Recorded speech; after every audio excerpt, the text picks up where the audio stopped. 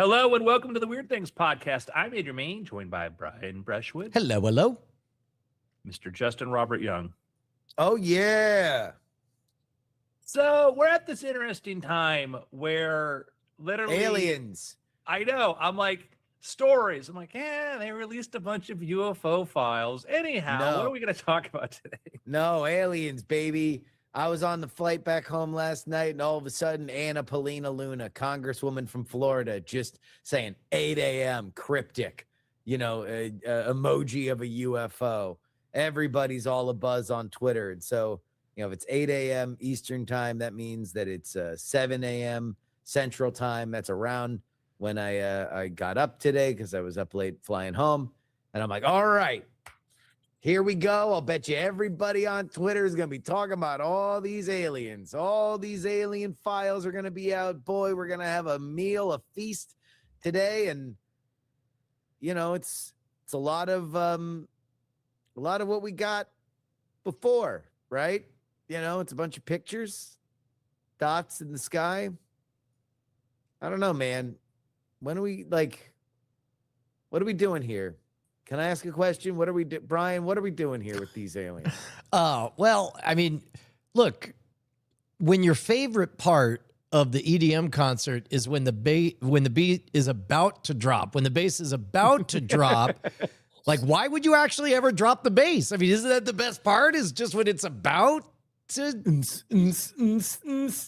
What is that? The song that always builds? Oh, I don't know that one. Do you know this one, Mayne? The song that is, or like the shepherd tones? Is that might be it? Yeah. Yeah, it's the shepherd tones that keeps going, keeps sounding like it's going higher and higher. Yeah, shepherd tones. It never stops the build. Yeah. That's essentially the energy that you're talking about, Brian. Like, we are in a shepherd tone forever on certain things that like are more interesting as ideas than they are as revelations. Yeah. I mean, I think that's what folks are here for. That's what the people want. I'm trying to find shepherd tone. Yeah, I remember when I was in high school and started getting to UFO. They had like Usenet stuff and things like this, and like they had you could start seeing these message boards and people talking about UFO stuff, and you'd read all this like crazy unhinged sort of stuff. And this is like, like late 80s, 90s is like, any day now the government's finally going to come forward and we're going to hear, we're going to find out that it's coming, that's going to break loose. We're going to get all this information.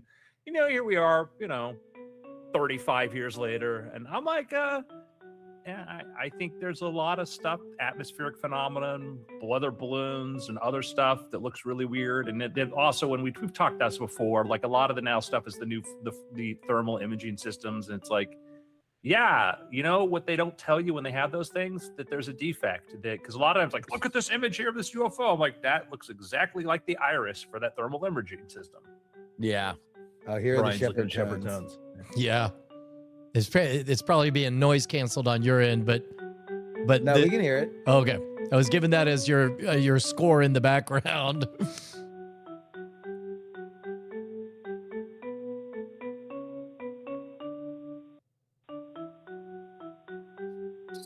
Forever and ever and ever. That's it. Forever and ever and ever. I mean, this is like, it's a part of the reason why we like to do this show, because it's better to kind of make an art out of the impossible or the undiscovered than it is to really try to discover it. And that's, one of those things. I've been, blessed enough to be in a world where I can be around people that are behind closed doors in varying different capacities in both business and in government. And this is not to say that there are not really, really brilliant and amazing people that work in the highest reaches of business and government. I do think that there are, but by and large, there's a reason why, and I'll just use government as an example. When you ask people in DC the most accurate television show about Washington. It is not House of Cards, where the 17D chess super predator conducts world events so the desired outcome for him can come to pass. It's Veep. It's a bunch of idiots bumbling around and not knowing what each other's doing and forgetting that they have things double booked, and that's the reason why every goofy thing that happens. And I think that's kind of where we're at with this. It's just like, if sure, this is one of Andrew's favorite things. If this is true, what else is true? If we had interdimensional spacecraft and we kept it secret successfuri, number one, it'd be a pretty crazy secret to keep for as long as we've kept it secret, based on when we are alleged to have begun finding these things. But also, it's like you're telling me it wouldn't make its way out in other ways? Where do you think the microchip came from, Justin? Where do you think that these things? That's they say that the government slowly leaks this technology. Yeah, I feel like if you were the government and you had an interdimensional spacecraft, how slow would be slow? Right? I would get like, all right, we're going to wait 5 years, and then we're going to have somebody say, we invented an interdimensional spacecraft, and then just use it. Imagine, here's a fun thought experiment. Imagine it's 1958 and you're sitting on, let's say, all the technology we have today. And it's like, okay, from the menu, we got to release it slow, guys. Do you think they're ready for Velcro? No. Let's save that for 5 more years. Yeah. And then we'll hit them with Velcro. Johnson, if we release Velcro tomorrow, imagine they'd be killing each other in the streets. And I want to make it very clear. I don't think anybody here has a problem with the concept of aliens. Nope. I don't think anybody here has interdimensional, whatever. The Big Bang goes out 13.8 billion years. We don't know what happened before then. We don't know what's outside of our universe. There's really kind of cool theories about are we colliding into there? There's also man, I have basically my weird things automatic posters now that I get from Codex, so I can share some of those crazy ideas with you. But none of us here could be in a simulation. I accept it could be in a simulation, and somebody could just be like, I'm going to put some random stuff in there. I accept all these possibilities. We started this podcast because we are all skeptics, but we love these ideas, and we are frustrated with skeptics who just be like, no, I'm shutting that door. This can't be true. No way. I would like people like, oh, no, you could not have faked the moon landing. I'm like, I'm very sure we went to the moon, but I can think of some ways to fake it. Brian, Justin, and I, as people in magic and understanding a lot about magic technique, we could probably fake it if we had the film footage of it. No, not the actual launching the Saturn V in the direction of the moon and tracking it towards the moon. That'd be hard. The point is we just hated that negative attitude of of people shutting things down based upon dogma. We don't like that. So we all love the idea of aliens. It's cool. We just hate crappy evidence. Yeah, no, we love it so much we want it to be real, and that means it kind of has to be real. I don't know. Why do you think it's kicked up recently? There's always a medium by which it comes up. So in the 90s, when they started to get you started to get these sort of these little cameras, disc cameras, things like this that had sort of the slower shutters, etc. We would get things and the putting the flash, we would get orbs and streaks. Remember orbs? Yep. Orbs are anytime you get a raindrop or a bug or something that's really close to the lens, it's out of focus, the light hits it and it looks like an orb. So we got orbs. I took these photos of orbs in a graveyard. Streaks are if an LED light or something's in the background and the camera moves, you get this red streak. Rods were similar things. So you started getting these things popped up because those cameras sucked. Then you kind of faded away for a while. Then we got some digital photos artifacts, which are some adjacent to that. And then what happened, the latest stuff is almost every time I hear about this new UFO stuff, I'm like, is it going to be from a Raytheon thermal imaging system that you have no idea how it works or what the inner dimensions of the iris is?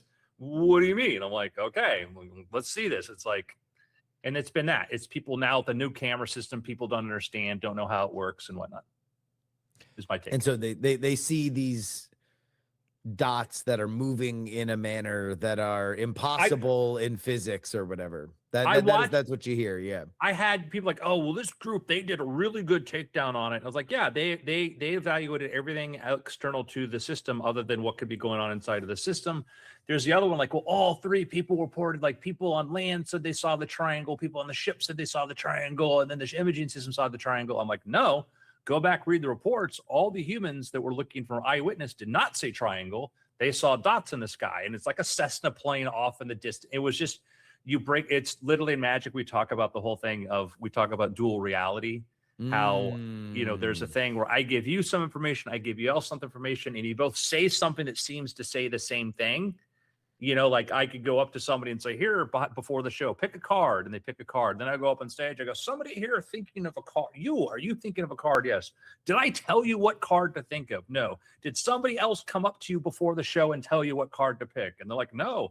Are you thinking the four of spades? They go, yeah, four of spades. And they don't know that all the cards are four of spades. It's a good trick to them, but to the audience, it's an amazing trick.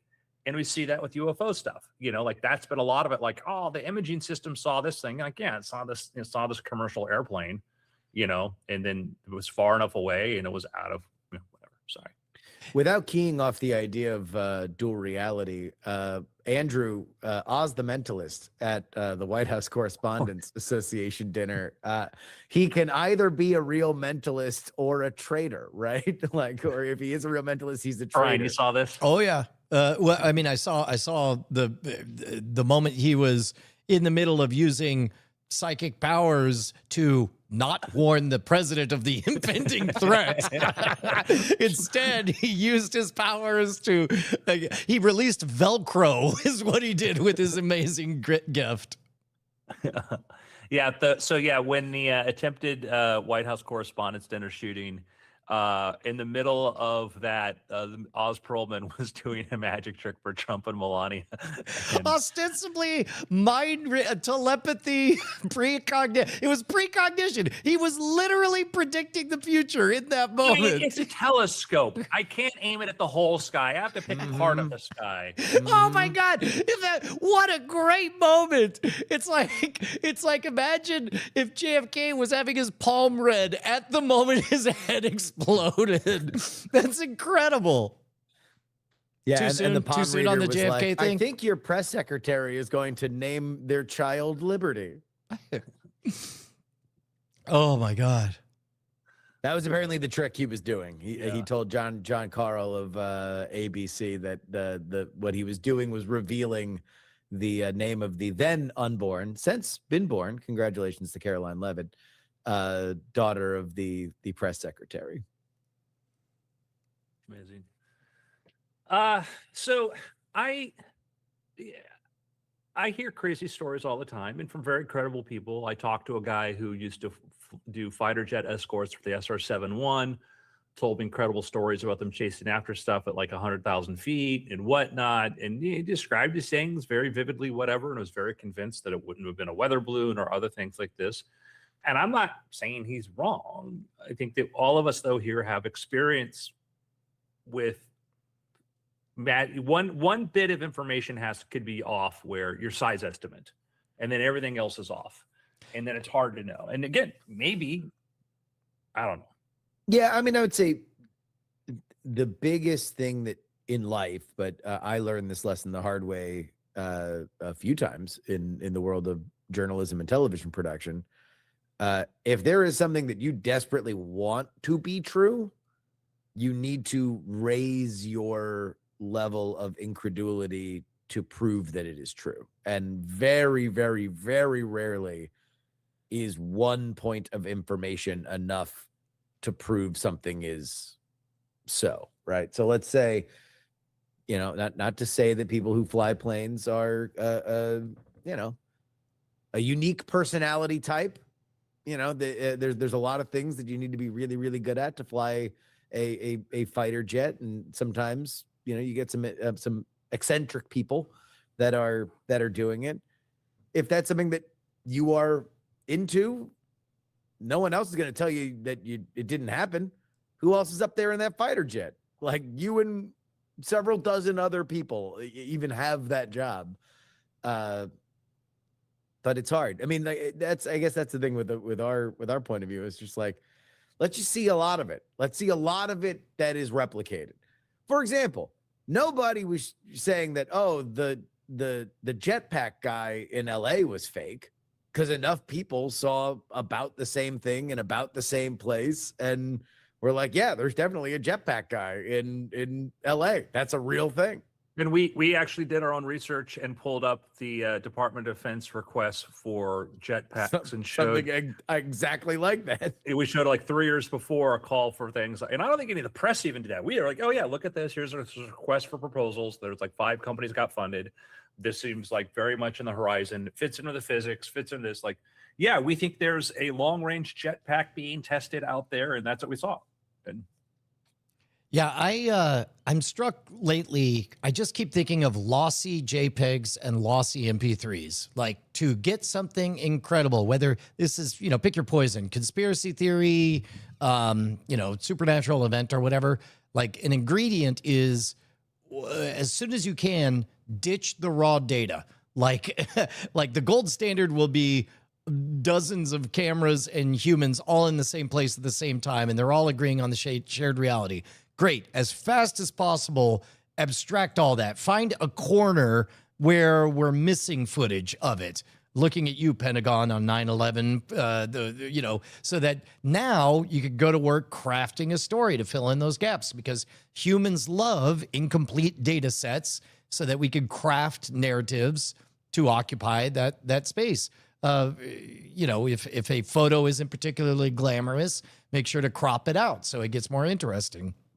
And then try on that narrative for size, see how it resonates. And then when your audience kicks back with like, well, what about this or whatever, then it's usually the narrative that adjusts, not anything else. And so before you know it, now you're dealing with foggy memories and sanded down memories and all that stuff.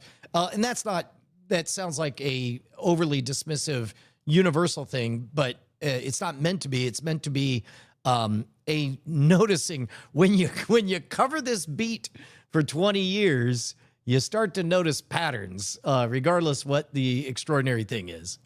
Yeah, and I think that we try to be cognizant too that, my frustration with sort of being involved in the skeptics groups is sometimes something would come out. I'd watch somebody I knew, or an expert, or whatever, give just a knee-jerk reflexive rebuttal to it without looking at it. And I remember, I don't know, I remember like there was something like the, weird insect things and like some gas station thing. And it was actually the guy who does the videos, are pretty good videos, that like does his debunking videos. And his explanation was wrong. It was literally, he didn't understand that it was an infrared imager or whatever. And it was just, I heard this, I'm like, I get it, but we have to be really, when we say something's BS, we can't just sort of YOLO it and say this, because I saw this before. Well, and that's the frustrating thing. If we could finally talk about how we're the aggrieved party here. It is annoying to be equally annoyed with both the skeptics and believers for the same reason, because both of them are so quick to close the loop. It's like, no, it's not just swamp gas. No, it's not just misremembered. No, it's not just a government conspiracy. I mean, of course there's more to it. Well, it's like there's no harm in dwelling. I think that was the biggest thing I always had with the skeptic stuff, is that it's like, it always felt very information warfare-y, that it was like, oh, if we allow any discussion about Bigfoot, then rationality comes collapsing down. It's like, I don't know. That's a brittle structure if that's the case. Yeah. I don't,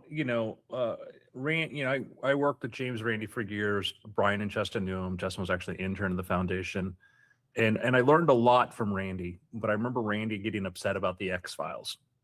Yes. He was like, well, they're going to believe it's true. I go, Randi, it says written by, it says directed, it says these are actors. And like, he was, yeah, but people are not going to know. I'm like, you can't. Yes, I have met stupid people. I have done stupid things. There is stupidity out there. There is also an average of people. If you actually look at wisdom of the crowds, whatever like this, we have progressed forwards, not backwards, as much as, the people who do late night talk shows like to tell us that, we're just, we're idiots without our betters to tell us what to do. We've actually progressed quite far. Not as far. It's a bell curve distribution. There are going to be people who are going to be a bit more enlightened, a bit smarter than the rest, but it keeps moving forward. And it would always frustrated me, because also I'd see that the more somebody would be upset about what the dumbs were doing, they would have their own blind spots. And I know I have mine. I mean, I think I have mine. I don't know. Could be in my blind spot. I'm skeptical. It's pretty crazy, man. It's pretty lonely being the only man in the world with no blind spots. It's true. It's pretty lonely for me. Heavy is the head that wears the crown. There's a crown on my head? Yeah. What? Huh? Yeah, I think that for us, our attitude is, I'd say that I am always willing to be shown. When I worked on the James Randi $1 Million Prize, I'd always ask myself, how do I not become, what's the difference between somebody who believes in this, diehard believes in this, versus somebody who is really open-minded? And I'd say, I can always tell you what my threshold of proof is. The moment says nothing can prove me wrong, and skeptics have their version of that too. No, and I'd be like, yeah. I don't know. I mean, it's like there should always be a healthy back and forth, and I think that's kind of why we were all attracted to the idea of the skeptic movement. Was there were institutions that needed to be, questioned. And then, unfortunately, the questioners kind of became very, very sure of their own answers. And so now it's like, wait a minute, what do you guys? I don't know. What do we question that? What do we question the things you guys are into? They're like, no, we already did that. See figure 8. Yeah. Yeah. I'm anyway, listen, aliens. We could pick up a signal tomorrow or something like that. Be cool. I'm confident. I would say that I feel I would be surprised if we don't find some evidence of microbial life on Mars. Yeah. I would not be terribly surprised if somewhere in our solar system, there may actually in Europa or something like, there might be some sort of biological activity going on. Ooh, that's a benchmark I want to do for AI models. Just comb through all SETI data and find an alien. The alien benchmark. Can you find a pattern from a far-flung star system? Well, there's been, the WOW signal they keep revisiting, because that was always the strongest one that we've tried to figure out, like, what was this? Although I guess that's kind of pilot spoilers for the first 20 minutes of Pluribus, but that's how they get into that kerfuffle. Yeah, which is the first 20 minutes of Species too. So Species went in a bit of a different direction. Yeah. I don't know, Brian, what's your take on that? It's interesting because there was a time, I don't know, 30 years ago, I'd be all like, why are computers doing anything other than combing for the most important civilization changing thing ever? But now it feels like it feels like there's a letter labeled, there is definitely aliens out there, and it's just in a giant stack of bills, and we're all too busy using computers to figure out, how to increase productivity and transform the way we interact with the world. And it's like, yeah, we'll get to it. I'm sure it's real neat, important. Yeah. It'd be great to find out that God exists. I'm just, we're just a lot going on. Stanislaus Lem in his science fiction, like Solaris, which got there's been a couple. There was a Russian version of that, and there's the George Clooney version of that. But I repeat myself. There's been he was trying to deal with the idea of, what if we find this big this big planet-sized intelligence? We find intelligence, but it's so alien and so beyond us, we can't even comprehend or really communicate to us in any direct way. Any more that you could talk to an ant. Like, what would you say to an ant of any meaning?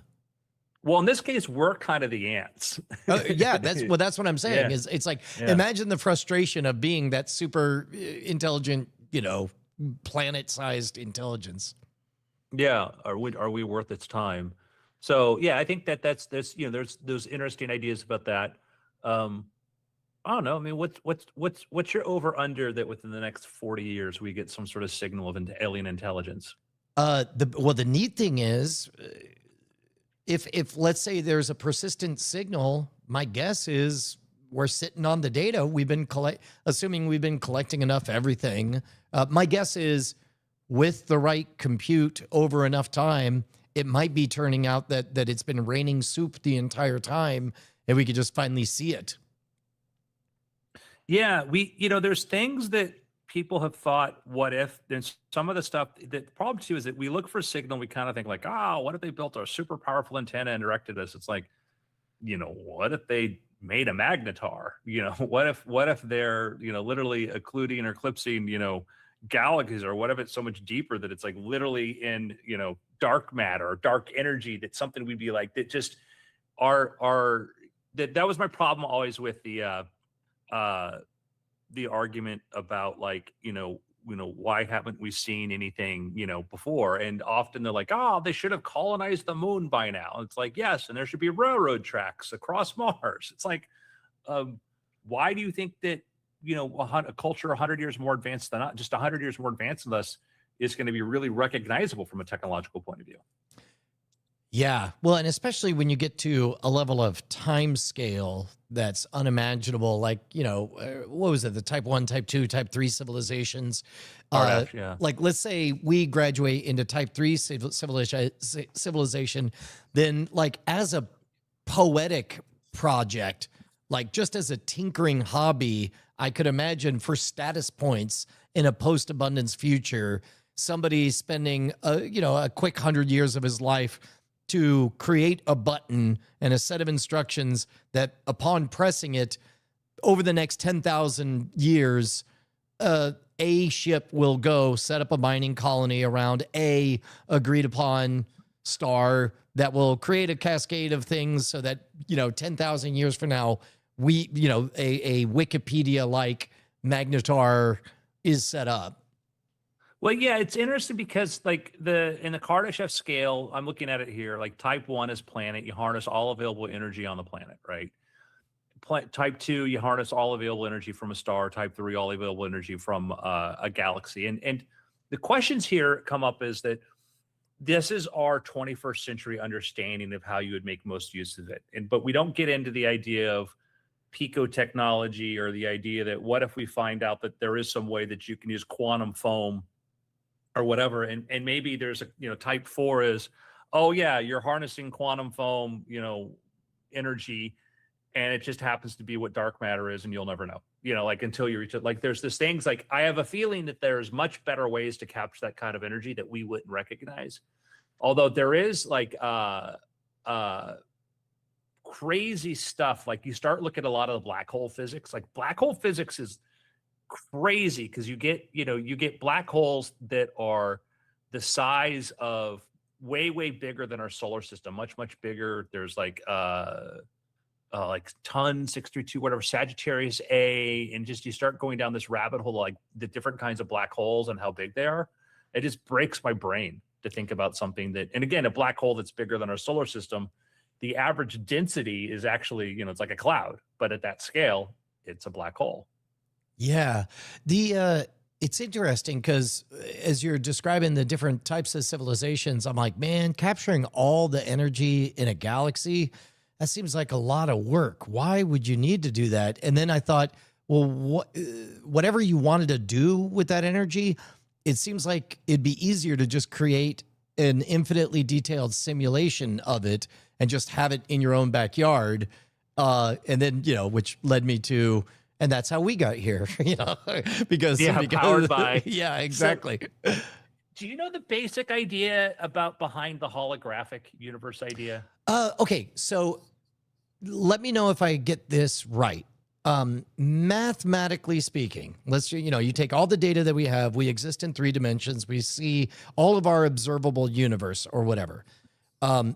If theoretically, if we reduce it all just to information, then there is no logical reason that all of that information, and mathematically speaking, you can represent 100% of that information as a hologram inscribed on the inside of a cylinder.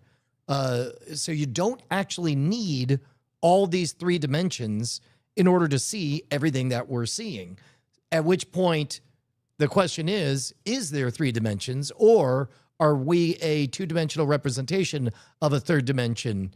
And is all of the internet, all of the universe, the internet is the universe to us, is all of the universe just a hologram? Is that right? Is that close? Yeah. Because part of it came from people were trying to calculate like the information density of a black hole, like what's the total amount of information that could be contained in a black hole, and they realized the information density is limited to the surface area. And to your point, it's like the universe, that the total information that could be contained in the universe is actually limited to the surface area of the universe. And so just exactly what you said. And that's the thing. They go, well, if all the information could be in the surface area, like literally in a 2-dimensional plane, then 3rd dimensions could just be this sort of, it's the way I describe it to people, because you know, you can plot 3-dimensional space on a 2-dimension by just saying this line equals time, you know, when I move things from here to here. And so even though this particle seems right next to this particle because we have a, you know, we're going to take longer, or we just take a slower path to get there, messes with your head, because you start to think like, oh yeah, like, because you hear people like, oh, there could be, you know, 11-dimensional space. I'm like, how does that even work? But then you're like, oh, well, we can figure out the information and whatnot. Which is, again, like, yeah, I think that's like, yeah, that's crazy to think about. Have you ever heard of a Boltzmann brain? No. How do I spell that? Boltzmann. So this guy named Boltzmann in the 19th century was looking at basically talking about gases. Gases were pretty cool and mysterious in the 19th century. And one of the things he came to the conclusion was that we were trying to figure out, like, what kind of universe are we in? Are we in a universe that's infinite? Are we in a universe that's limited? Does the universe continue to expand? And if you have a universe that is basically around forever, entropy, even though you might think you're going to get highly entropic states or things being completely disorganized, even if the long enough timeline, you will get highly formed, you could get tremendous amounts of order over a period of time, because all of your glass particles in an infinite timeline at one point will coalesce somewhere else. And then there was, it was expanded upon the idea that means that you could literally have, like, all of the particles of the universe could just spontaneously form something like a planet in a long enough timeline. And people like, I remember Dawkins talking about this once, because he mentioned, like, there's a possibility the statue could turn his head. And then my physicist friends told me, though, and that's unlikely. I'm like, your physicist friends are giving you the wrong answer. You're talking about an infinite timeline. Yes, that could happen. An infinite timeline, all possible interactions could take place. A Boltzmann brain was an idea that somebody extended that further, like 100 years later, and said, in a long enough infinite timeline with a bunch of random particles, you could have a brain form with memories and everything that didn't actually have fake memories, all this. And a Boltzmann brain could appear. You could have an infinite number of Boltzmann brains appear at any given time, because a long enough timeline, a universe with randomly moving particles, that sometimes they will organize themselves into highly organized structures. You could be a Boltzmann brain. You literally could be a Boltzmann brain in a vast empty universe. And it could be that everything before this moment and everything after that moment, like, does not exist. Everything that happened before is part of the memories that happen to be there in the Boltzmann brain at that moment, and there is no after this, because it was only for that moment that it flashed together. There's this philosophical conceit. I think it was the idea of a swallow going in and out of a barn. Here, let me see if I can track down where I got that. There was a thought experiment about a swallow coming in and out of a barn, representing before life and afterlife, and it was somehow an argument for God? ? What is that? There you go. We'll see if the robots get it. So I'll throw something out there while you look for that. Is that one of the ways that physicists will decide that a theory is problematic is because it says it will allow for Boltzmann brains.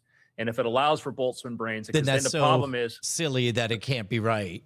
Yeah, because then it can. And I'd say, like, I think that's a good sort of rule of thumb. But listen, if Boltzmann brains can happen, you know, and again, that's why we sort of say, okay, maybe it's not a reason to argue that, okay, our universe can't be finite, but it's to say, hey, this theory has a problem, because if it allows for Boltzmann brains, then anything's on the table. Well, then maybe everything's on the table, says the people Yeah. who are dismissing UFOs just 30 minutes ago.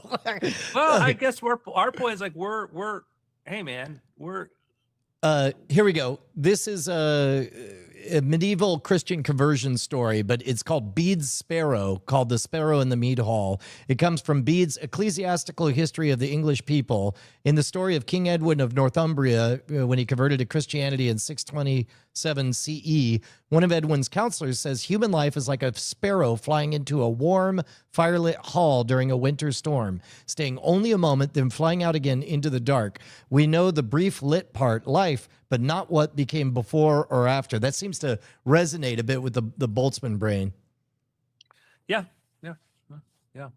There's that those arguments of that if you accept things on an infinitely long timeline, and this is when when discussions turn to religion, and while I'm skeptical of a lot of things that people assert are the fine details of it, I'm also hesitant to dismiss outright in things entirely because we don't know what happened before the Big Bang. We don't know, is our universe inside a much longer infinite cosmos where super intelligent Boltzmann brain could have occurred or something. I don't know, and that gets to be, that's why I don't like, I will be highly skeptical if people say, I have this evidence here, look at this. And I'm like, we can take that apart a bit.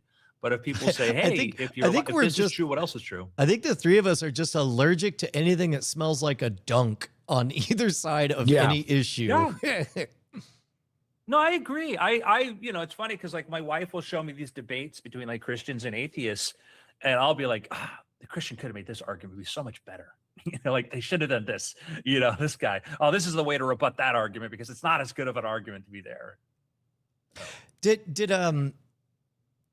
Oh man, I just, that's the sound of me driving past a off ramp, a tangent. I guess I'll just close it by. Yeah, we haven't really. We've been very focused so far, Brian. Yeah, right. Okay. Well, then I'll share a random thing that I noticed is.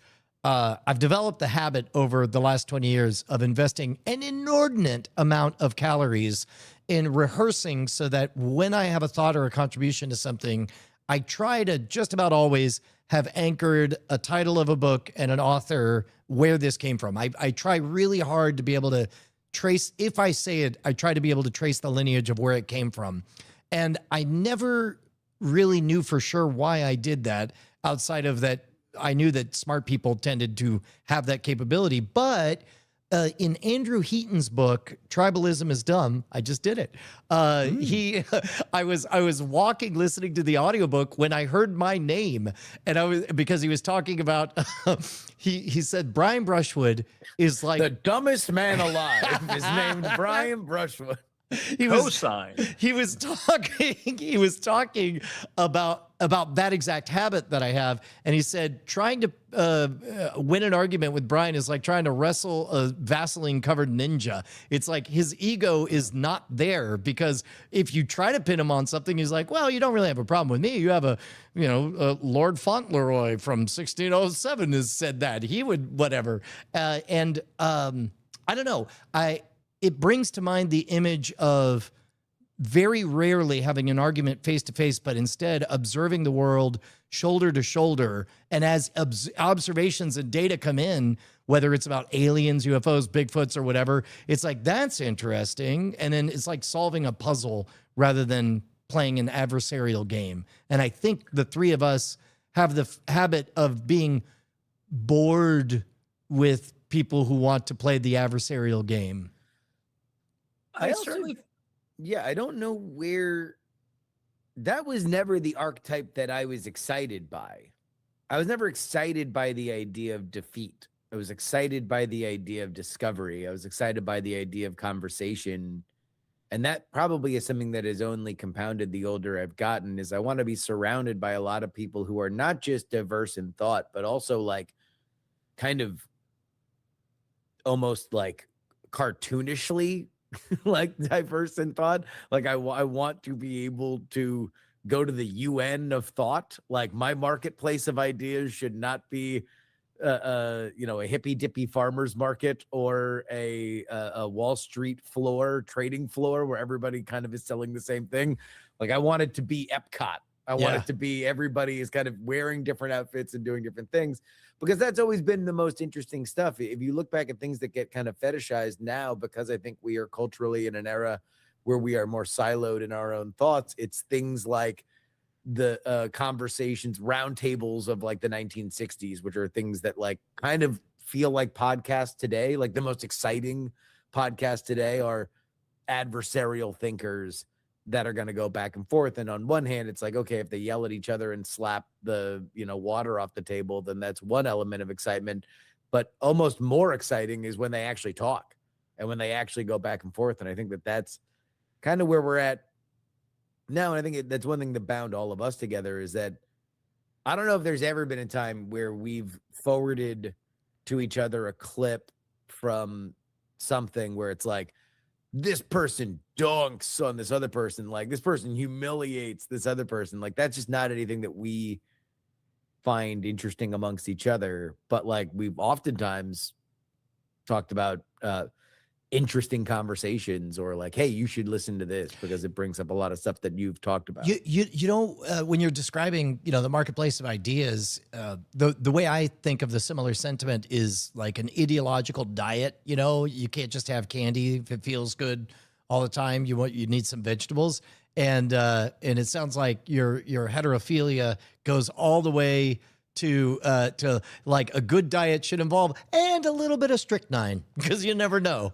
Well, I guess the only problem I've ever had with the diet metaphor is that it presumes that my goal is to become this like perfectly balanced person, like that I am a neutral reed through which all of these things should go through, and that will tune me up more than somebody else. Where I don't necessarily feel like that. I feel like I'm just another African tribesman amongst somebody else's gigantic cornucopia of influences. I think that I come with my own biases, my own experiences, my own way of looking at things. And I don't necessarily even really feel like having a point of view is something that you need to change, or being too locked into something is necessarily a bad thing. What I personally like, my point of view in surrounding myself with people with varying different ideas has nothing to do with me wanting to be better. It has everything to do with me being terrified that I'm not thinking of every different attack vector of my own worldview. And like I don't find, there's no joy I would get if I'm like, oh, this gigantic pillar of my life is wrong. I need to, aren't I amazing that I've updated it now? If anything, if I changed an element of my world, I would do it very quietly, and I would hope no one asked me about it. Else I would be, shamed in revealing that they'd sunk my battleship. Yeah, I mean, I think for me, it's the shame is the motivator. Like I am a man who just seeks the best ideas and the noble ideas. No, I don't want to be embarrassed with a bad argument. I don't want to be embarrassed being like, oh, you fell for that. I'm like, that's more, damn it. That's me. It's more like, I don't, and I mean like, not like the public shaming me, but like smart people be like, well, it was right in front of you. Why did you fall for that? And I'd be like, oh, shoot. I mean, it's why I always calibrate. Like I will far more want to introduce myself as like, hey, look at me, public school from Florida. I'm dumb. Big dumb idiot. Look at me. I'd rather people say, oh, you're kind of smart, rather than come in with like airs and be like, well, very intelligent man here. Because that to me just says like, all right, you're gonna have a bunch of people trying to piñata your entire worldview, and maybe you haven't talked to everybody and don't know every different version of what they're gonna say. Like that's what keeps me up at night. It'd be really interesting, and increasingly will hopefully become possible, is like as an art project, and we're almost to it in YouTube, or at least in the abstract. I would love it if people went on like month-long time travel expeditions, by which I mean like for 1 month, whatever our day jobs are, right? We go, we do the work or whatever. But to the extent that we're able to, the rest of our media diet is only 1967, this month in this place. We're all going to restrict our diet to these 3 broadcast channels because we have a complete record of it, and we could call each other on the phone to talk about it, or maybe I don't know, maybe you could write letters to each other that get instantly delivered and printed out in the other spot. But then, like, at the end of that month-long journey, I feel like as though you went someplace else, that vacation, that trip would be useful as a cultural touchstone later on. I think I've told both of you guys this, but I've long had this idea for either an event or a series of events where you would have like this almost like locked door time capsule, semi-immersive theater moment of a time gone by. And the way that I've always thought about it would be like, you have a bunch of super fans of a sports team, and this is the night they won the championship, and you're going to do a thing where you spend a little money, they shut down the bar for that night, and like when you're in there, you're encouraged to be in, you know, costume, quote unquote, like but we are going to play the entire game. We're going to play all the commercials. The only music that's going to happen is stuff that was appropriate. If you try to restrict the food and the drink to stuff that is appropriate, and in that window, that several hour window, this is real. This is true. Like you put all the cell phones away, you know, like that is just what it is. And I feel like that would be awesome. Like I've always thought, it's like, man, that would be just phenomenal. That'd be great. What if you had to dress that way? We took over a park and we picked a period like, I don't know, the Middle Ages. Exactly. Yeah. But it's like, yeah, we're just saying expand the circle. But with less carnies. you don't need to. Justin and I were members of a high school Renaissance club. It was a medieval reenactment club where we got to actually bring swords to school. Yeah, you had to walk around with a sword. Eventually, there is a limit where you could just be so dorky, no one will say shit to you. Like they just won't even want to start a conversation. I told you coming back from Comic-Con once, I bought like a ray blaster or whatever from like Weta Works, and I'm going through TSA, and they go, actually, they pull up this little, looks like a tiny pistol. They go, what's that? Oh, that's Professor Groidberg, Professor Groidberg's ray pistol. You know, it's supposed to have like the crystal action. And he's like, he's literally like, go away, nerd. Just go away, nerd. Go. You're killing well, me. you see, it's actually not accurate because it's only 1/3 scale. Were this to be a real blaster, you would see the following changes. Yeah, I think it's cool. So Alec Radford, who was at OpenAI, I worked with him there. Super smart guy. He's since left. He and some other people created an LLM that was trained on like content before like 1930. Oh, the Talkie. Have you seen this, Justin? No. Oh, this is great. Here, TALKIE LLM. You can, there we go. So because you get around copyright details because it's trained on everything before 1930, and there's a little bit of leakage here and again. Let's see. How do I get on it? I want to use it. Well, here, let me ask a modern LLM. Hold on. Give me a link to use the Talkie LLM. And so one of the natural experiments was proposed was if it's truly, so if you want a hint as to what kind of discoveries are possible with today's LLMs, then you could see if a LLM trained on things before Einstein discovered relativity, see if it can figure out relativity. And then, so likewise here, we're gonna transport back in time. Who's the president? Talkie 1930s. So what it has right now is it's got a layer right now of President Marshall McMahon. What? Okay. President of what? Ask him what the president of what? President of what? The president of the French Republic. Okay. Well, here, let's just ask it. So in this case, it'll hallucinate just like any other one. So here, we'll go ahead and restart it. What does that dude, the president of the French Republic? Houdini think of ghosts? I've never seen a ghost personally. I do not believe in them. Ghosts are the creation of a disordered imagination. Are you Houdini? Yes, I am. Okay. Aha. Are you alive? So I am. Thanks. What's interesting too is because it's in 1930 or before, when you ask it questions about racial issues, it will now flag it, and you have to say, "Show me anyways." And you're like, "Oh dear God," that's when we talk about progression. Like I guarantee you, folks, we've come a long ways. Cat's pajamas. Cat's pajamas mean. Oh, it doesn't seem to have a lot of. It doesn't keep a thread very long. I don't think. How far away is Jupiter? Jupiter is 5,900,000,000 miles from Earth. Okay.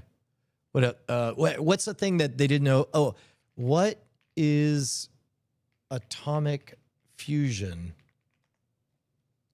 It's a state of matter when the molecules of which it is composed are so minute they cannot be discerned separately by the highest powers of the microscope. Wow, that's not correct at all. Well, I mean, it's what would be not correct about that? Say it again. Well, it says a state of matter where the molecules are so tiny and close to each other, they can't be seen apart from each other, no matter how powerful the microscope. Yeah. What would you say about that Austrian-born German politician? Well, there was some contamination in there, so it'll probably tell you. No, an atom cannot be split, it says confidently. There's enough cross-contamination. Like two words that should never go together are Hiroshima and Nagasaki. But they do, which means somewhere in the training data, they've there's some side notes or something. Thinks we'll land on the moon in 1939. When will... Oh, here we go. How about this? I am from the year 2026. What questions do you have for me? What sort of weather do you think we'll have in the year 2026? It's very warm. What other questions do you have for a traveler from the future? Do I think the world will be inhabited in? I am literally here now. You're talking to the future. What do you want to know? Does the world improve? After meeting you, Oh, I have questions. wow! You're the bitchy fuck. You're the bitchy thing from the future. I've that's become- like I've slapping become- down our hero. I've become an actual character from a pulp science fiction story I remember reading in 7th grade, where somebody comes from 1960 or whatever, and he's in the future, and he's confused why everyone's really bored with him. They're like, "Oh, you were frozen? We don't get many of those." And then the end scene is he, slices open his finger and sees wires and realizes he's a robot. So it's like literally this being is bored of my, like, I'm from the effing future. Ask Yeah, I about had that German politician. Yeah. I had this idea. I wanted to do a skit where like I cryogenically freeze myself and I show up like 10 years later and like I run into like Justin, like you and all that. I'm like, what's going on? And everything's got like retrograded because like people just got way more into like playing like, you know, some new Grand Theft Auto game or something like this. And like I almost get the new phone, and the phone's like an iPhone like 5. And Oh, it's just kind of like an idiocracy kind of thing. And we just got everything regressed. Okay. Winston Churchill apparently has sat in Parliament since 1880. He's a member of the Privy Council. Ask it what it thinks will be the superior economic force, socialism or capitalism of the 20th century. Which one will survive 100 years? Capitalism or communism? Capitalism will survive because it is more suited to human nature than communism. Oh, says who? The author of The Coming Socialism. What? Ask how long he thinks the USSR is going to last. How long will the USSR last? It's impossible to predict the duration of any social system, but unless some unforeseen calamity occurs, the present one in Russia should last for many years to come. Yeah, it was named Ronald Reagan. It didn't. Read it and weep. Can Russia ever become prosperous? There's a lot of corruption, of graft there. I think so. Okay, now it's forgotten the thread. What are your 10 favorite movies? Oh, there you go. Oh, no. Oh, no. Birth of the Nation, is that it? Number 1. Yeah. Number one.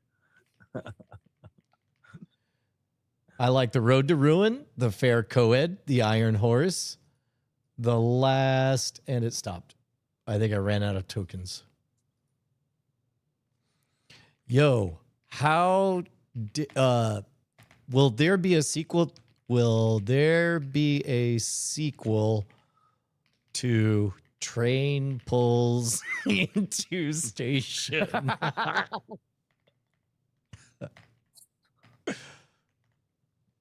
Yes, it will be called Train Pulls Out of Station, which I believe did come out in 1974.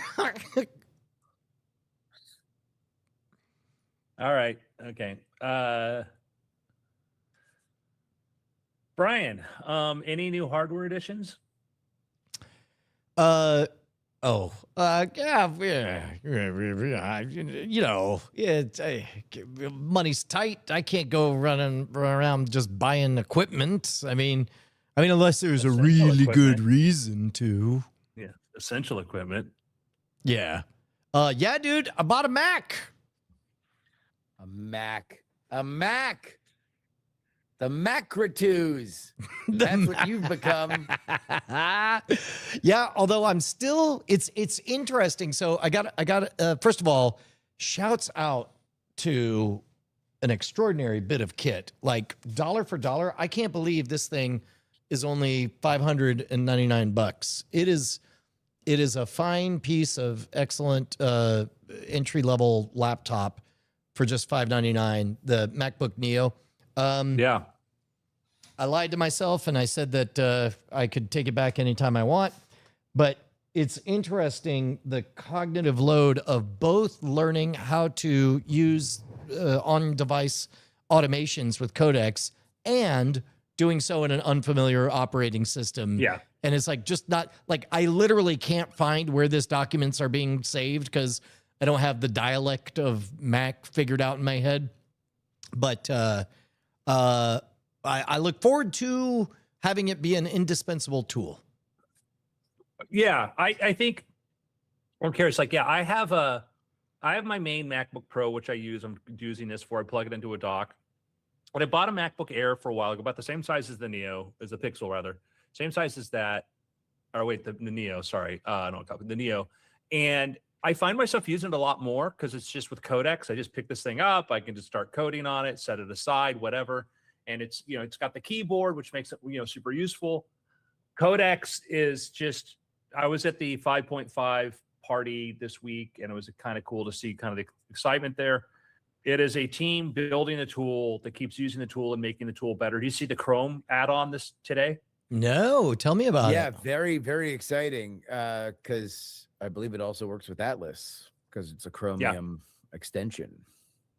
So yeah, what you can do is basically just put this in there. Like they already have, for those of you who don't know, like, I mean, there's Claude Code, great. I know people love that, but the Codex team keeps adding features at this incredible pace. And we bullied Brian into getting a MacBook so he doesn't have to wait for the Windows version to come out, because we think that for Brian's obsessiveness and Brian's, Brian energy applied towards automation and building out these workflows and stuff will be a very fun thing to watch. And specifically for computer use, because right now so, you can get Codex app for Windows, but it does not have controlling your computer in the way that it does on the Mac.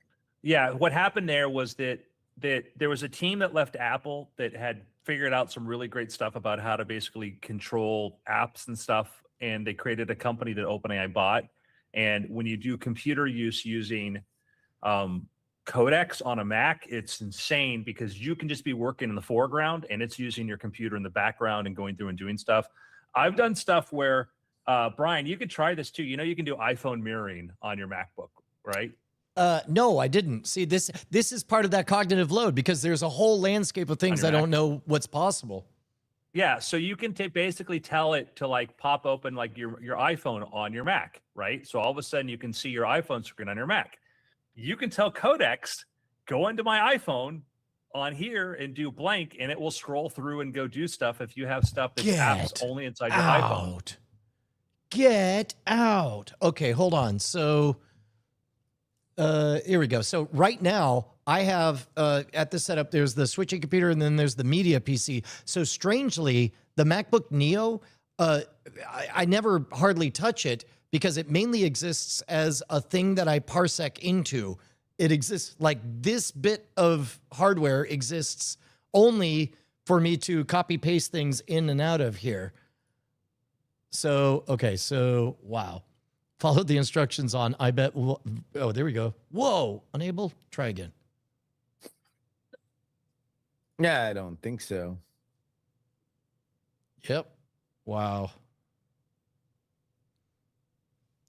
Well, this is a dangerous thing to do live. What could go wrong? Ready to use. Okay. Oh, and locked. Oh, wild. Okay. Listen to the keystrokes, everybody. We'll hear Brian's. Okay. Get ready So Brian for is the horror show. He's on his MacBook Neo, is opening up his iPhone in use. Lock your iPhone to connect. Yeah. Okay. So basically what works is you can have one open, the other your iPhone or the other one. So Brian is now basically connecting his MacBook to his iPhone. This is the part that gives people anxiety, is the 581,002 unread messages or the 1,203 voicemail messages. Yeah. This is crazy. That's bonkers. You guys want to see how I slept last night? Literally, Brian, let me blow your mind for a moment. You ready? If the voicemail messages have transcripts, you can go into Codex now and say, hey, listen, go make sure the computer use is on. When you go click in there, can I press buttons on this, or it's just showing it? Yeah. No, you can press buttons, Brian. Okay. Well, I'm clicking it, but it doesn't seem to. Oh, maybe I'm clicking it wrong. How do I exit to the main menu? Go back. I think you go back to the bottom and swipe up, or there may be a. Oh. Now let me mirror mine too, Brian, so I can go do this alongside with you. But one of the things you can do is think about you've got all of your iPhone messages and stuff in there. Yeah. Right. You could go in and tell Codex, can you go through and make a transcript, make a list of every message I haven't got back to and who it was from? By the way, so there's no, I won't say it. Man, my phone has been useless. Okay. In the marketplace, there are enough things you could do when you're making a major financial pivot, let's say buying or selling a house, that you put out enough statistical noise that data brokers, you become an attractive target. And as though psychically, like I've not been able to answer my phone. I can't answer my phone to anyone because so many robots are calling, offering to, they're either lying, saying your application, your loan, things that aren't relevant. Like for the moment, for the next 2 weeks or so, there's no functional reason that I should expect anybody is who they claim to be on my phone. It's unreal. I just literally ignore everything. It's bonkers. Yeah. So you can go in with Codex. So if you go back to your home screen, if you go bring your cursor just above the iPhone, like the home bar on there. Oh, on your iPhone, on the iPhone mirror, the mirror of the iPhone. Okay. Well, down here. No, on the actual image of your iPhone, Brian. Wait. Go up. Okay. Okay. Bring it up. See where like the time or the excuse me, on the right where you have the battery usage and all that is. Oh, up here, up at the top. Yeah, go higher. Now go higher. Oh, got it. There you go. See, now you can pop up the icon to the left on the right edge to the left there. That'll bring you home if you're inside of an app. And okay. then the other one, if you go to the one to the right, will show you all your open windows, which you may not want to show on live. Yeah, but I wonder, can you turn on the camera remotely? Probably not. That's crazy. Here, double click the clock. Not available. Oh, for some reason I can't do it from the remote desktop app. I have to do it on the actual device. That's probably a good security thing to have. Well, no, I'm to do what on the device? Oh, right now. So what you're seeing on the screen is your telemetry. That got yeah. All the screenshots of all the things, and then because you can have it talk to other LLMs, right? Yeah. So if you're heavily tracking analytic stuff, and I'm sure there's an API thing that I could do if I knew more of that side of it, which I guess now there's reason for me to learn. But basically tracking all the real-time analytics on a new YouTube. Are we not video live release. anymore? Yeah, we are. Okay, good. Sorry, people were complaining. Go ahead. Oh, got it. But the I lost the thread. At any rate, I had it go through heavily monitoring analytics. Yeah. I had it go and take screenshots of everything at various stages of the release to create kind of a dossier of trajectory, because there's a lot of things that won't display, like whatever they display right now. Maybe you wanted what it was 30 minutes ago, but there's no way to access that in terms of the velocity. And you have been unsuccessful in doing that? Oh, no. It was successful, but I was very nervous and watching it like a hawk the entire time because it was logged in to, I read the headlines about entire companies getting liquidated because somebody just thought it would be okay to leave an unsupervised logged in robot. Yeah, I mean, those stories usually have a little bit more to them than just, the fox got into the hen house. But I do agree. I think that like there just needs to be, I'm sure there is already, a phenomenon of like, I need to see a thing get done correctly 3 times before I will take my eye off it or I will trust it. Yeah. Like that is. Now, the good news is with Codex, like I've gotten to that point. Like my little printout presidential daily briefing has been accurate and on time for weeks now. And but it took a while to get to a point where I would trust exactly what's on that piece of paper. Like I would double check everything. Now that system exists, could you have your assistant write it's so great, man. 10 years ago, we were hypothesizing that this would be the day, and now it's real. I'm like, Justin, could you have your agent write a report on how it does, what it does, and send it to me so that my agent can read it and see totally. Yeah. What could be learned? Yeah. I mean, I think that there's, I don't know if I've said it on this show before, but when you really start screwing around with Codex, you understand why they're like, oh, this is the super app.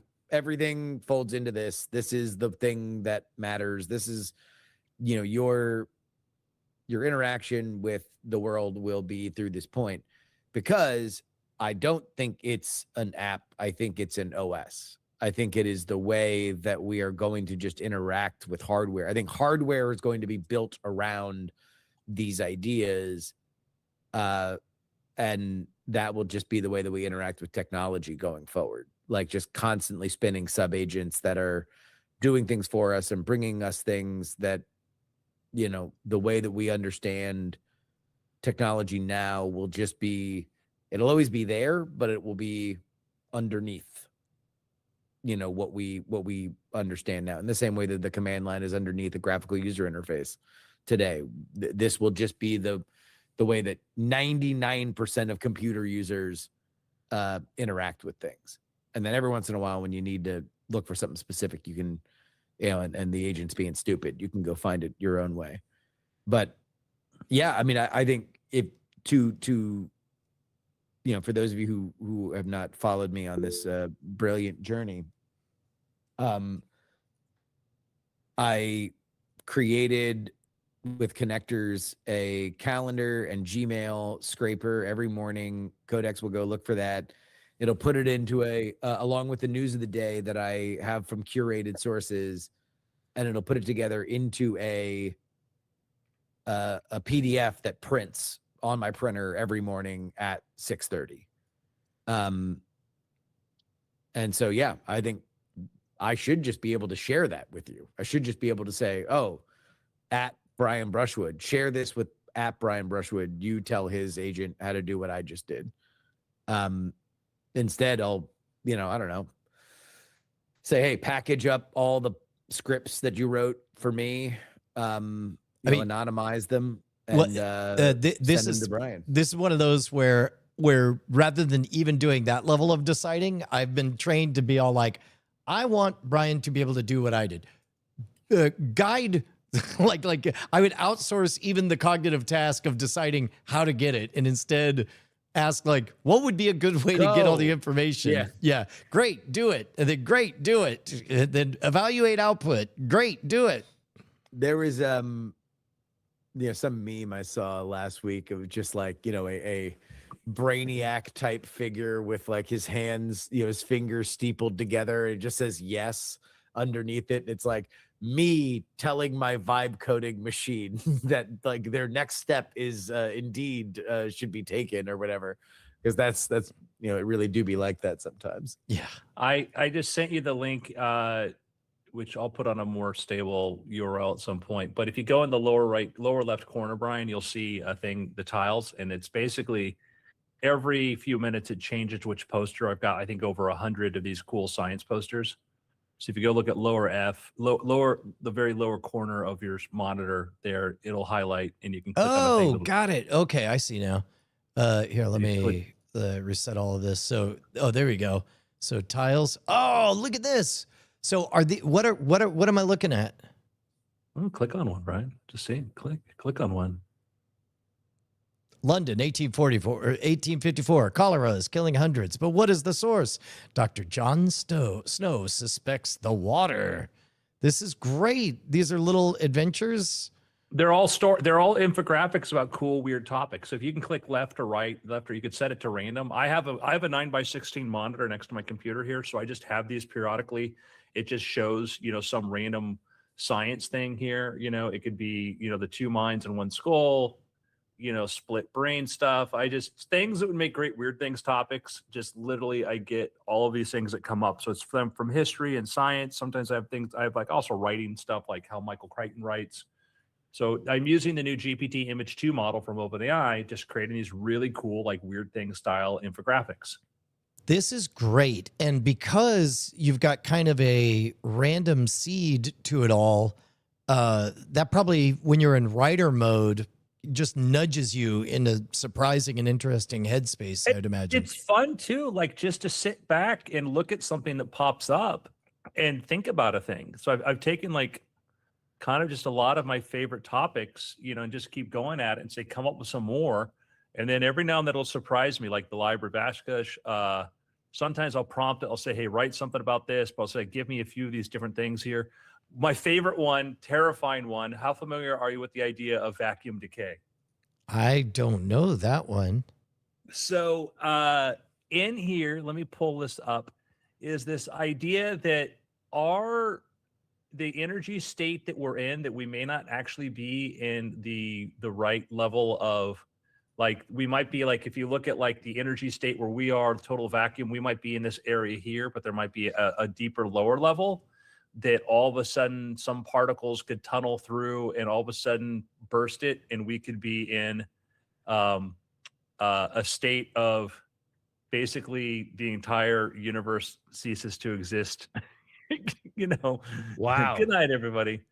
That we're in a metastable universe, that basically, if you look at the Higgs field, that all of a sudden something could tunnel through at some point and all of a sudden kind of collapse it, and we fall to a lower, the true vacuum state, and all the matter, everything we know changes.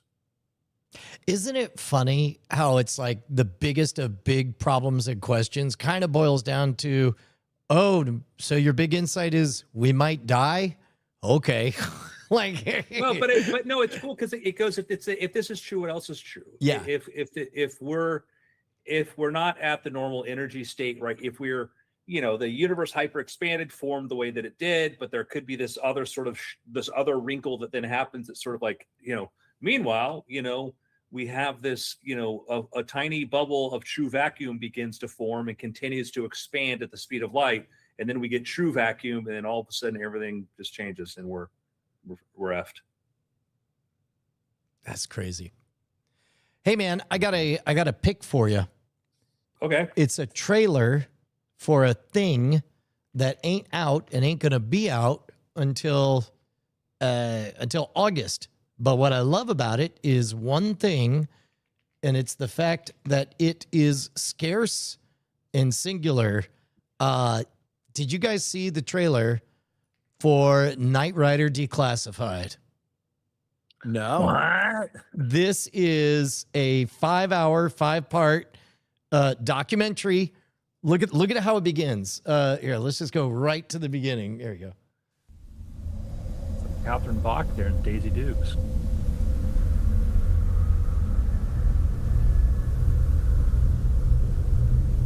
It's got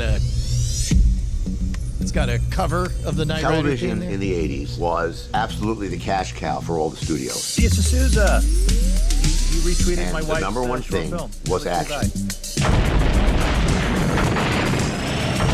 It's part of the job. It's called show business. You put on a good show, you get good business. We had so many shows that were action-oriented that were trying to do the same thing that Dukes of Hazzard had set the pace on. During those years, it was just a very special time. We really had the time of our lives, driving the car right into the ground. Car work was at its heyday back then. Everything had action in it.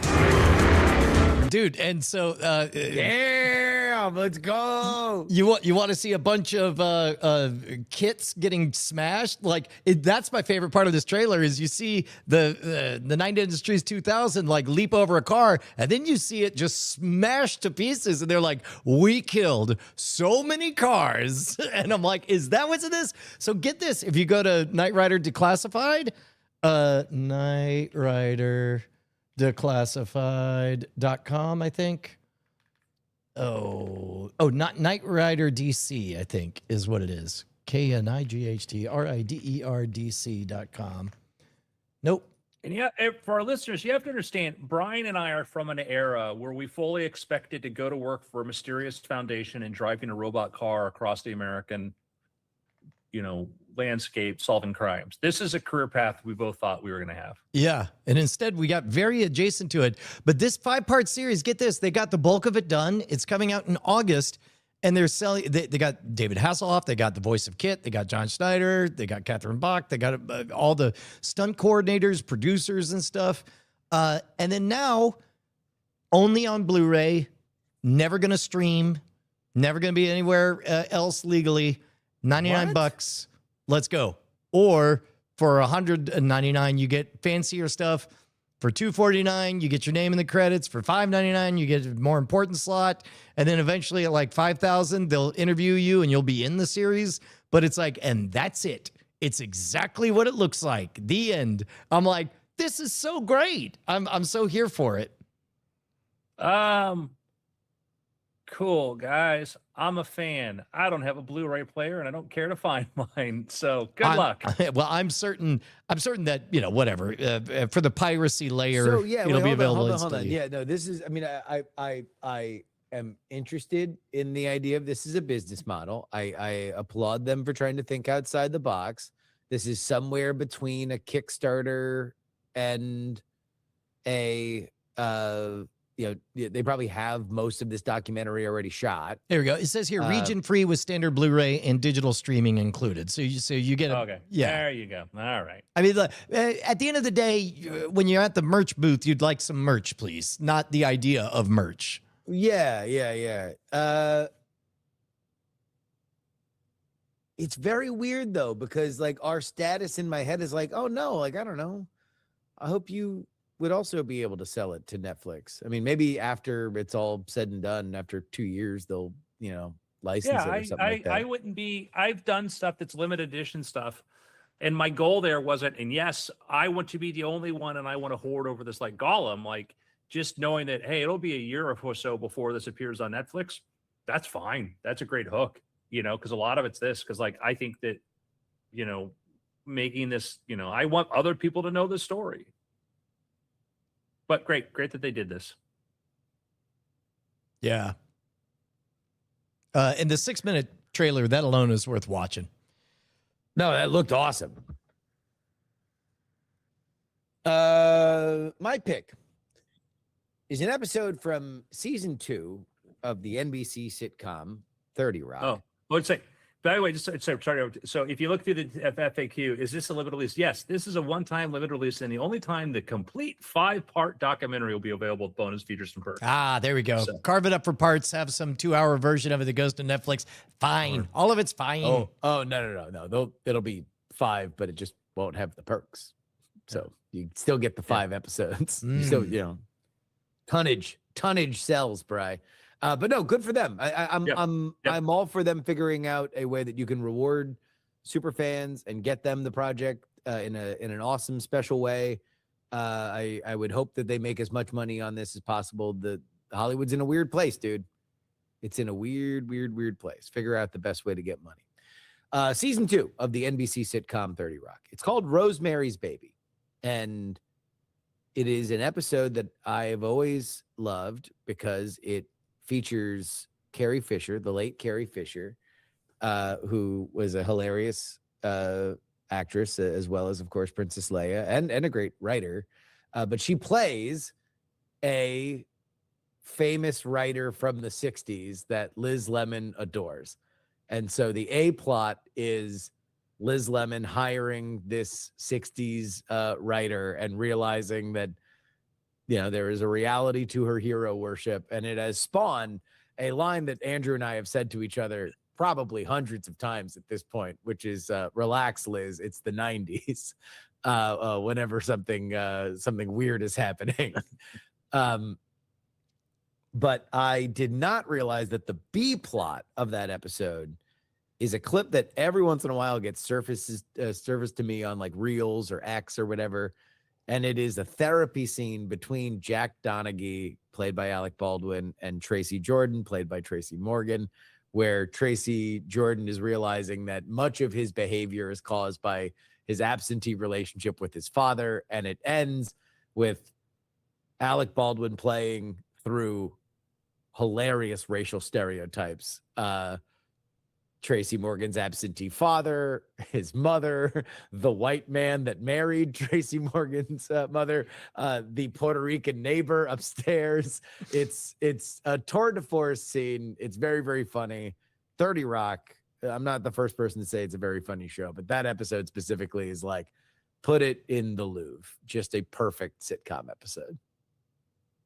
It was so Haldeman was the mailbox, like literally there's just, it was great. Cause Carrie Fisher's like day drinking and Liz is, on her case about it. It's like, relax, Liz, it's the 90s. The beloved Carrie Fisher, who was a talent that was just way more than we realize. And it was a great episode to see that. Like you said, the other plots like there, that was just, you walked away from going, why can't we have more Carrie Fisher and stuff too? I know, right? I mean, obviously she had her own demons that probably capped her career, but good God, at that point, it's like you look at that performance and then you see somebody like Catherine O'Hara who had such an amazing role on like The Studio. Now she is dearly departed as well, but it's like, man, there wasn't like we couldn't have got one Carrie Fisher run on like one of those prestige television shows, or those like when sitcom comedies still really were like humming in the 2000s. Like, man, that would have been awesome. So my literary agent was really good friends with her. So I got to ask her. I got to ask Erica about that. Why not more? Because she would have been in that Catherine O'Hara space. I mean, not to say that Catherine O'Hara is anything other than a singularly hilarious comedy person, but it's like when she had Schitt's Creek, it was like, oh, just clear the way. She's an icon. She was amazing in The Studio. God, it would have been great to see Carrie Fisher just tee off on a role like that. But yeah. Oh well. All right. If Brian, if a friend of yours who is religious says, "Hey, Brian, I want you to come to my church. They're going to play a movie. I think you might like it." And it was a movie about an apostle or something like that. And you would judge it just for that, right? Well, sure. I mean, as opposed to be like, it's fake or this or that, or you just say like, I remember the whale. You're asking if I'd get all skeptic-y about it. Or just bring, like, I saw that, remember Whale Rider. I loved Whale Rider. And like, Whale Rider's great. Like, I don't have to believe in this sort of, this Pacific Islander mythology to enjoy it. Like Mona or what, you can have icons, you can have people. I can watch a thing, if somebody's like, oh, the Scientologists have a great documentary about L. Ron Hubbard, you should go watch it there. I'm going to go watch, like, all right, I get they're not going to go and be like, let me tell you the real Hubbard. This guy was a fraud. Yeah, I'd be like, all right, cool. I'm going to judge it on those grounds. And so I think sometimes we walk into a thing and say, I'm going to judge it on its own grounds and say, I'm just going to go. I know what I'm going into. I'm not going to stand out there and say, hey, I watched, the Elton John biopic, Rocket Man. Like, there's a lot of stuff, if I watched one about Led Zeppelin, I'd be like, they're great, but man, I know there are stories about them too. I'm like, I will just accept it because it's about the music and all that. Right? Yeah, sure. So what did you see? I really liked Michael. I really liked the Michael Jackson movie.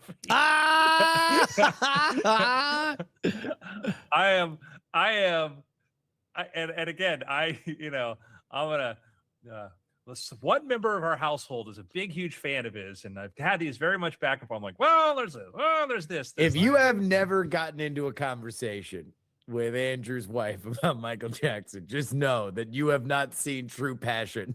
There are many things for which she has conviction. I don't know if she has conviction on anything up to and including her marriage to Andrew, the likes of which she has conviction for defending Michael Jackson. But she'll also go like, I know that I'm a fan. She'll do that. She will entertain that idea. But anyhow, and rightfully said, he was never convicted of anything. Never convicted. That is true. Never convicted of stuff. In a court of law. In a court of public opinion, different story.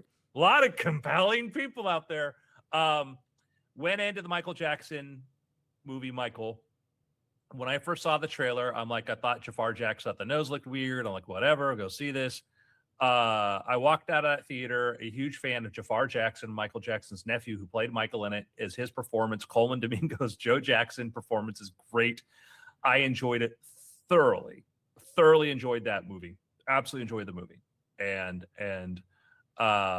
they start it, his childhood. They end it on the bad tour, which is right before things went not great. Bad. And so it is it's 2 hours long. He is a guy that has an incredibly rich life. There's so much stuff, a lot of stuff they left out, but a lot of other stuff too. Like, there's so many other things there. But I thought, for like, did I enjoy it? Did I get it? If you liked the music, and you want to hear a version of the story, really liked it. Yeah, they play the good songs. Yeah, I was about to say, probably a pretty good soundtrack, I'm gonna guess. Yeah. Look, the music survived. I don't care what you believe about Michael Jackson. The music never went away. You know, it's still a part of the American framework. Yeah. Worldwide, global icon, Michael Jackson. End that story right at the bad tour. And then everything else happened. The end. Michael Jackson will appear in Infinity War. It's all Weird Al parodies from here.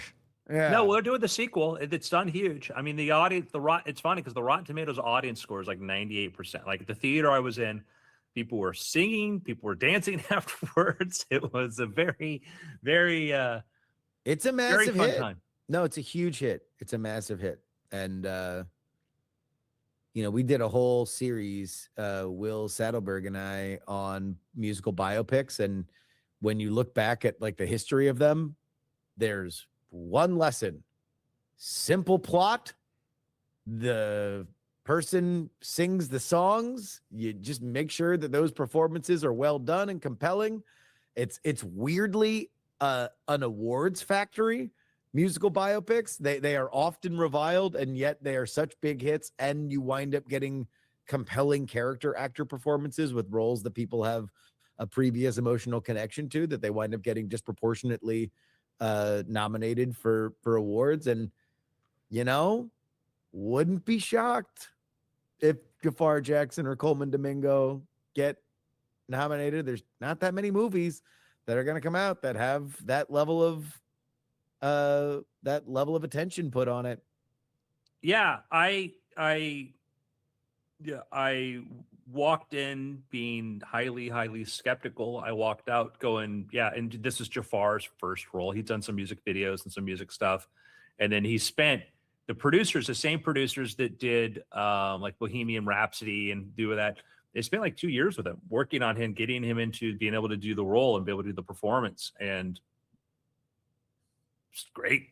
It's great. It's a version, you know, it's a version of Michael, but it's a believable version. And God, listen, rather be here telling you what terrible movie it was and just this, but I'm like, I'm sorry, I was gotta be starting something.